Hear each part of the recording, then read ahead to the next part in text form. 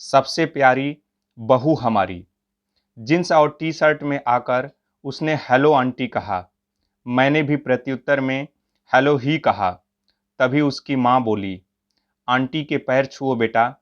उसको असहज देखकर मैंने कह दिया, रहने दो बेटा, उसकी कोई ज़रूरत नहीं है। बातों से एकदम बिंदास, खिलखिलाकर हंसने वाली, अपनी माँ से हर बात पर तर्क वितर्क करती स्निग्धा मेरे बेटी सुयश की पसंद ही नहीं, प्यार भी थी।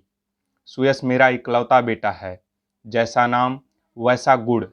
जब जब मैं दूसरा बच्चा न होने के लिए उदास होती तो विशाल कहते, ईश्वर ने 10 बेटों के गुण दिए हैं हमारे सुयश में, लेकिन मेरा मन एक बेटी की चाहत में हमेशा कलपता रहा। सोचती थी बहू को ही बेटी का प्यार दूंगी। अपनी बहू की जो छवि मैंने सोची थी, स्निग्धा उसकी बिल्कुल विपरीत थी। उसकी माँ ने ही हंसते हुए कहा, अपने नाम के विपरीत है स्निग्धा। लड़कों की तरह वेशभूषा, हंसना बोलना, अक्खड़पना भरा हुआ था उसमें। जाने सुयश को क्या दिखा इसमें। शादी की रस्मों के बाद स्निग्धा हमारे घर आ गई, लेकिन मेरा मन उसे लेकर हमेशा सशंकित रहता था। मासूम गुड़िया सी बहू लाना चाहती थी मैं अपने सुयश के लिए, पर ये तो हमेशा डर लगता था कि अगर मैं उसे अपने घर के तौर तरीके समझाऊं तो वो मेरे साथ क्या व्यवहार करेगी। मैं इन्हीं सब उधेड़-बुन में लगी हुई थी और सुयश स्निग्धा अपना हनीमून मनाकर वापस भी आ गए। अगले दिन से दोनों को ऑफिस जाना था। सुबह की नींद मुझे बहुत प्यारी थी। सोचती थी बहू आ जाएगी तो उसके हाथों की चाय पीकर अपने सुबह की शुरुआत करूंगी। लेकिन स्निग्धा को देखकर मैंने अपना ये सपना भुला दिया और सुबह 6 बजे का अलार्म लगाकर सो गई। पूजा की घंटियां सुन मेरी नींद खुली। अभी 6 भी नहीं बजे थे। बाहर निकलकर देखा, स्निग्धा आरती की थाल लिए पूरे घर में घूम रही थी। मुझे लगा मैं सपना देख रही हूँ। तब तक वो पास आकर बोली, मम्मा प्रसाद लीजिए। फ्रेश होकर बाथरूम से निकली तो मैडम चाय के 2 कप लिए हाजिर थी। चाय पीने के बाद बोली, मम्मा मुझे नाश्ते में बस सैंडविच और चीला बनाना ही आता है। आप लोग नाश्ते में क्या खाएंगे? जो भी तुम बनाओ हम वही खाएंगे, पीछे से सुयश आकर बोला।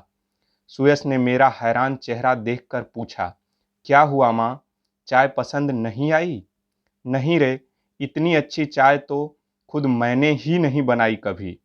फिर मैंने स्निग्धा से कहा, तुम्हें ऑफिस जाना है बेटा, तैयार हो जाओ। अभी मेड आ रही होगी, मैं उसके साथ मिलकर नाश्ता बना लूँगी। अरे नहीं मम्मा, नाश्ता तो मैं ही बनाऊँगी। फिर तो मैं पूरा दिन ऑफिस में रहूँगी, तो घर पर सब आपको ही देखना पड़ेगा। स्निग्धा कभी कोई मौका नहीं देती थी कमी निकालने का, लेकिन मैं फिर भी डरी रहती कि यह इसका छद्म रूप तो नहीं। मन ही मन भले ही डर रही थी, लेकिन उसके जैसी बहू पाकर बहुत खुश थी मैं। पर खुशियों को कभी कभी नज़र लग जाती है। सब कुछ बहुत अच्छा चल रहा था कि विशाल को हार्ट अटैक आ गया। ऐसा लगा जैसे मेरा जीवन ही उजड़ गया। मैं उन्हें आईसीयू के बाहर देखकर घंटों रोती रहती। उसी समय मेरी स्निग्धा ने मुझे सास से बेटी बना दिया। मुझे अपनी बाहों में भरकर चुप कराती, जबरदस्ती अपने हाथों से खाना खिलाती, हर वक्त यही कहती, पापा बिल्कुल ठीक हो जाएंगे। हॉस्पिटल के बिल, दवाइयों का खर्चा इस तरह से देती जैसे उसके अपने पापा का इलाज हो रहा हो। मैंने आईसीयू के बाहर खड़ी होकर विशाल को देखती, उसकी नम आंखों को भी देख लिया था। सुयश और मेरे सामने मजबूत चट्टान बनी मेरी स्निग्धा वास्तव में बहुत कोमल थी। घर आने के बाद भी विशाल का ख्याल हम दोनों से ज़्यादा रखती। अपनी नई नवेली शादी के बावजूद देर रात तक हमारे साथ बैठी रहती।